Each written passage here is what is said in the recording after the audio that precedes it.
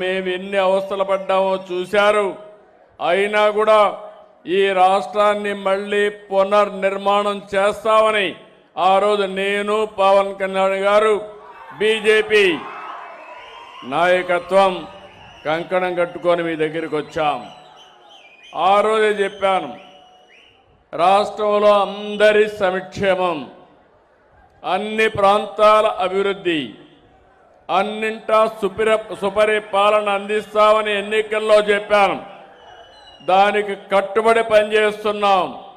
నేను అడుగుతున్నా, ఈ 21 నెలల్లో ప్రభుత్వం బాగా పనిచేస్తుందంటే చేయి పైకెత్తి హర్షాన్ని, ఆమోదాన్ని తెలియజేయాల్సిన అవసరం ఉంది. మీ ఆనందం, మీ ఆమోదం ఈరోజు ఈ ప్రభుత్వానికి శ్రీరామ రక్ష. సూపర్ 6 చెప్పాను.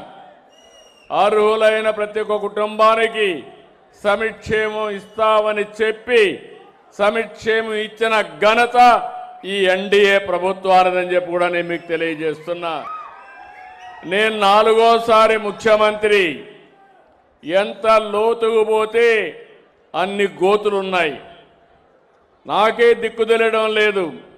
కానీ ఏదైనా ప్రతి ఒక్క దాన్ని ప్రక్షాళన చేస్తున్నాం. చెప్పిన మాట నిలబెట్టుకుంటూ వచ్చాం. ఇంకో పక్క పెట్టుబడులు పెద్ద ఎత్తున తీసుకొచ్చాం. ఒకప్పుడు పరిశ్రమలు పారిపోయినాయి, ఇప్పుడు పెట్టుబడులు ఇక్కడికి వచ్చే పరిస్థితి వచ్చింది. 20 లక్షల కోట్ల రూపాయల పెట్టుబడులతో రాబోయే 5 సంవత్సరాల్లో కనీసం 23 లక్షల మందికి ఉద్యోగాలు ఇచ్చే బాధ్యత ఈ ప్రభుత్వానిదని చెప్పి కూడా నేను మీకు తెలియజేస్తున్నా.